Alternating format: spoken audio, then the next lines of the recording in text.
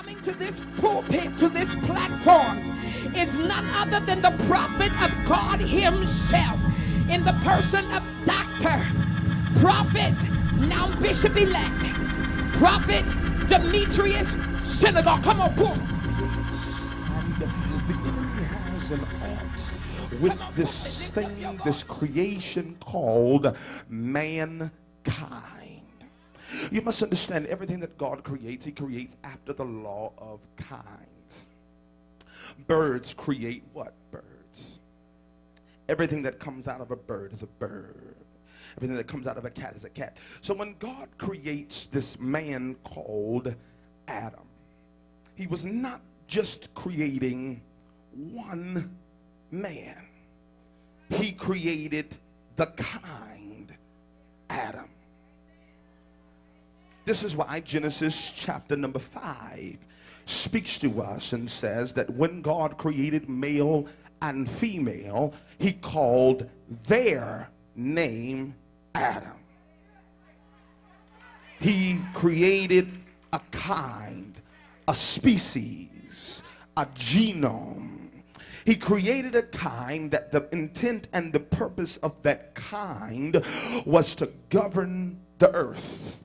He created this kind Adam, whose sole purpose was to name what this kind saw. God had such trust in the kind Adam that he was willing to take a seat of rest and said to the kind Adam, I've created everything, but I give you power to name him. He said, I've created everything, but I'm going to put my weight on your word. And whatever you name it, Adam, this is what it shall be. And I'm not going to come behind you and change what you've named it, because I'm in a seat of rest. And because Adam was a kind, we must understand we are still in the seventh day, and we are the present day Adams in the present day Eden. But what the enemy now wants to do, because he has an ought against you, because you are in the place he wanted, he has a problem with you, because when he got kicked out of heaven, he thought he would come into this stratosphere called the earth and govern it. So when God decided to take a piece of himself, when he decided to take a piece of himself and send you into the earth and to have dominion over the earth, Satan, Lucifer, then he got an ought, a chip on his shoulder, because every time he looks at you, he's got to see what he thought he would have been. Every time he looks at you, he gets an attitude, because he's a reminder of his past.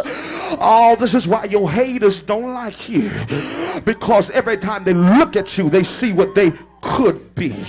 Even when you ain't got nothing, they don't look at what you have, they see what's in here and what's on the inside of you. They want to be that.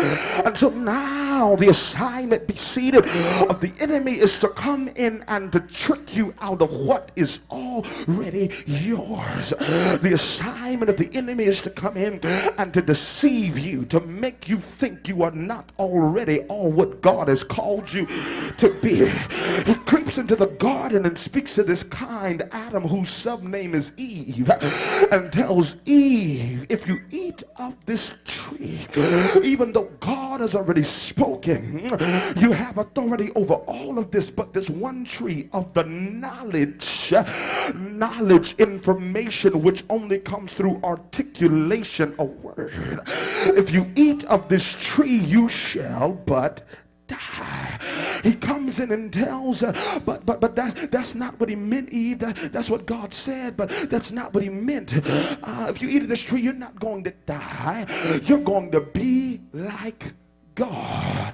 See, this is the assignment of the world, to make you think you need to digest some of the world to become more powerful than you already are, because the reality and the actuality was that she was already like God, because he created her in his image and in his likeness.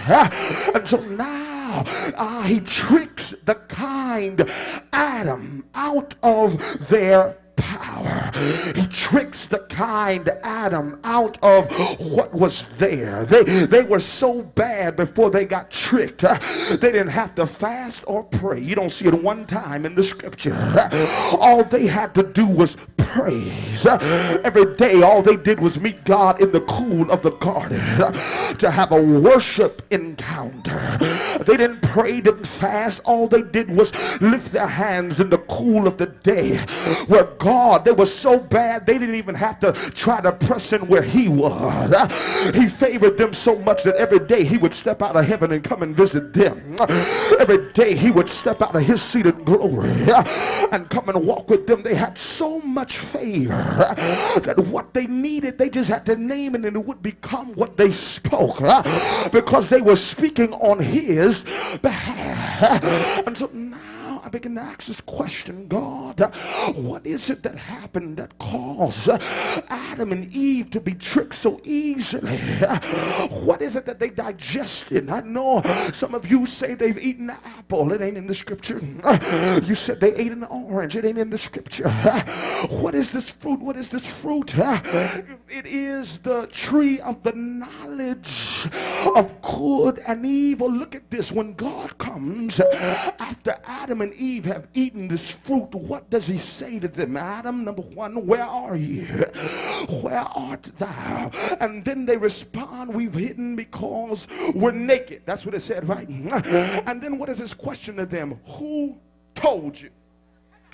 So what they ate was not just existentially a fruit that you eat off of a tree, but what they ate was a word that was not what God said.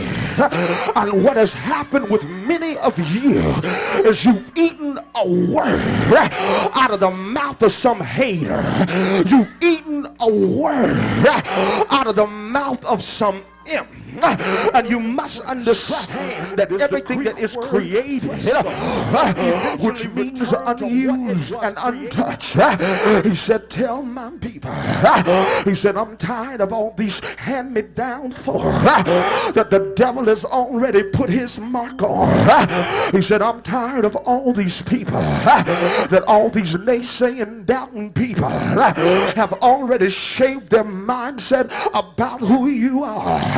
And I don't care how much you talk in faith. If what you think does not line up with what you say, then what you say will not be what you say. Because the Bible says, as a man thinketh in his heart, so is he.